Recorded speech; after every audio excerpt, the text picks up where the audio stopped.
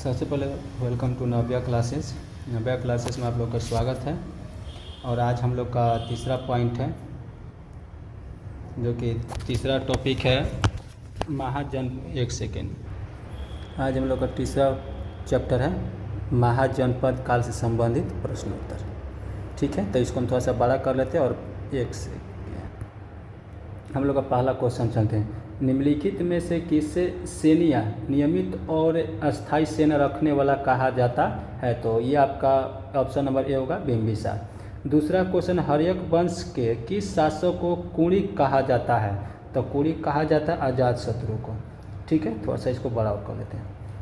3 number question है। 3 number question कह रहा है कि निम्नलिखित में से मगध का कौन सा राजा सिकंदर महान का समकालीन था?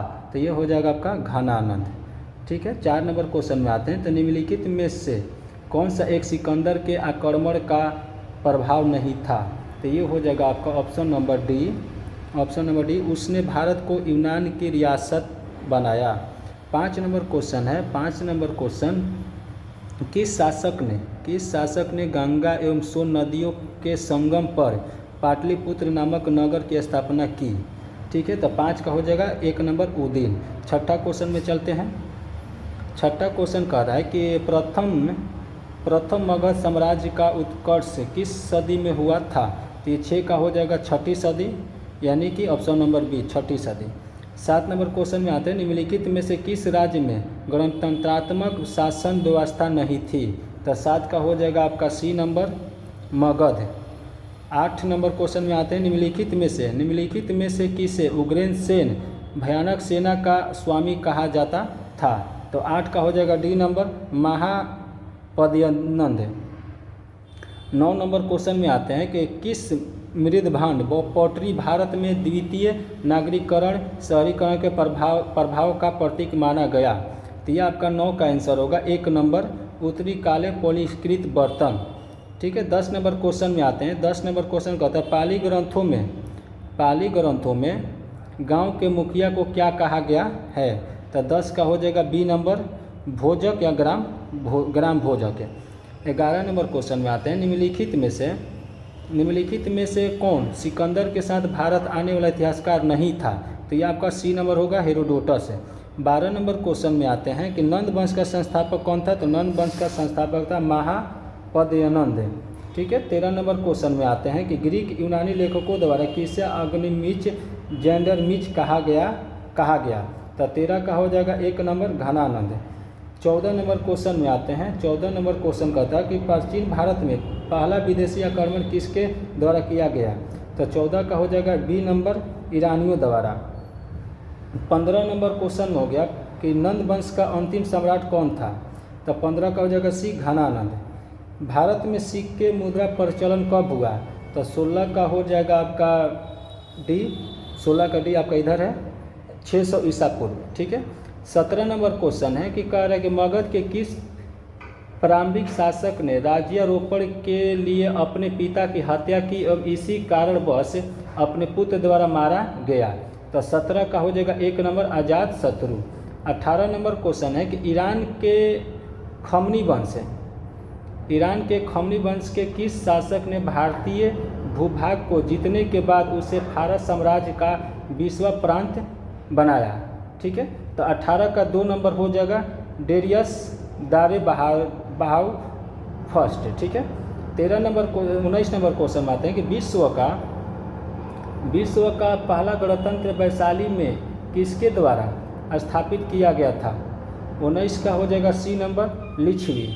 20 नंबर, हाइडोस्पर्म या विस्तता, हाइडेस्पर्म या विस्तता आधुनिक नाम झेलम का युद्ध 320 ईसा पूर्व किन शासकों के बीच हुआ? तो 20 का हो जाएगा आपका डी नंबर, ऑप्शन सिकंदर एवं पोरस के मध्य। 21 नंबर क्वेश्चन आता है कि कह रहे कि 6ठी सदी ईसा पूर्व के दौरान बड़े राज्यों के उदय का मुख्य कारण क्या था? तो ऑप्शन नंबर होगा उत्तर प्रदेश और बिहार में व्यापक पैमाने पर लोहे का उपयोग। 22 नंबर क्वेश्चन में आते हैं। 22 नंबर क्वेश्चन कह रहे हैं मगध की प्रथम राजधानी कौन सी थी? तो मगध की प्रथम राजधानी गिरिब्रज यानी राजगिरी। ठीक है, 23 नंबर क्वेश्चन में आते हैं कि मगध साम्राज्य बिंबिसार ने अपने राजवदय जीवक को किस राज्य के राजा की चिकित्सा के लिए भेजा था? तो 23 का हो जाएगा आपका C number Avanti. 24 number question है, किस शासक ने अवंती को जीतकर मगध का हिस्सा बना दिया? 24 का हो जाएगा D number Shishunag. 25 number question है, 25 नंबर क्वेश्चन का निम्नलिखित में से एक बौद्ध ग्रंथ 16 महाजनपदों का उल्लेख करता है? तो 25 का हो जाएगा 1 नंबर अंगुत्तर निकाय। 26 नंबर क्वेश्चन कह रहा है कि किस मगध सम्राट ने अंग का विलय अपने राज्य में कर लिया? तो आपका 26 का आंसर हो जाएगा बी बिंबिसार। अगला क्वेश्चन देखते हैं, 27 नंबर क्वेश्चन में आते हैं। 27 नंबर क्वेश्चन कहता है, शिशुनाग ने किस राज्य का विलय मगध साम्राज्य के में नहीं किया? तो 27 का हो जाएगा सी काशी। 28 नंबर क्वेश्चन कहता है, निम्नलिखित में से कौन एक मगध साम्राज्य की राजधानी नहीं रहा? तो 28 का आंसर हो जाएगा आपका डी नंबर कौशाम्बी। 29 का क्वेश्चन कर, ईरान के खमनी वंश के किस शासक ने भारतीय भूभाग को जीतने के लिए बाद में फारस साम्राज्य का 20वां प्रांत बनाया? तो ये आपका आंसर हो जाएगा 1 नंबर डेरियस या दैर बहादुर फर्स्ट। 30 नंबर क्वेश्चन, काशी और लिच्छवी का विलय मगध साम्राज्य में किसने किया? तो 30 का आंसर हो जाएगा आपका B number Ajatashatru. 31 number question कर रहा है कि हाइडेस्पम या विस्तृता आधुनिक नाम झेलम का युद्ध 300 क्वेश्चन शायद रिपीट है। चलिए, सिकंदर और पोरस ये का मध्य हुआ था, ये जो कि हम क्वेश्चन पहले कर चुके हैं।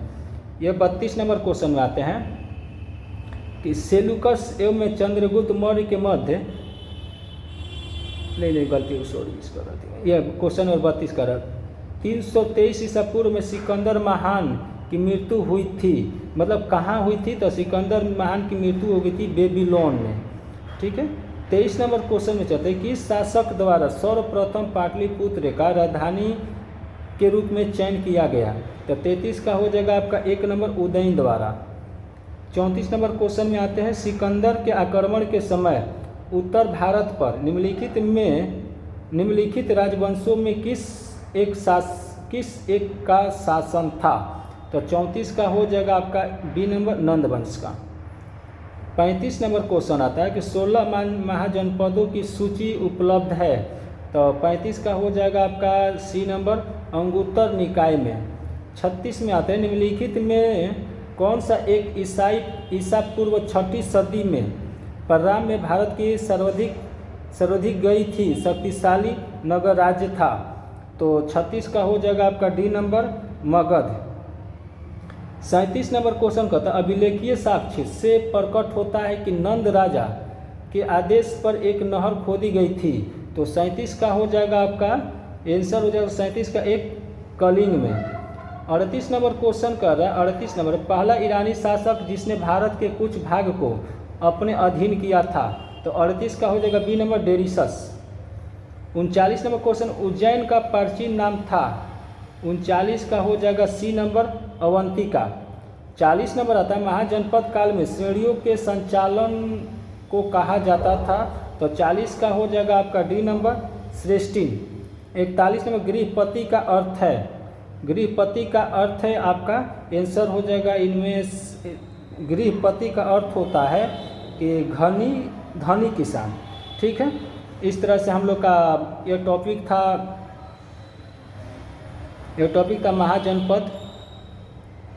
महाजनपद से कुछ प्रश्न थे, जो 41 क्वेश्चन ही था। तो हम लोग 41 क्वेश्चन कर चुके हैं। और इस टाइप के क्वेश्चन के लिए आप चाहते हैं कि हिस्ट्री का टोटल सारा क्वेश्चन आपको मिले, तो इसके लिए आपको चैनल को सब्सक्राइब करना पड़ेगा। और आप चैनल को सब्सक्राइब कर लें ताकि डेली जो आपको क्वेश्चन आते हैं वो आपको डेली क्वेश्चन ये आपको मिले। चलिए ठीक है, थैंक यू।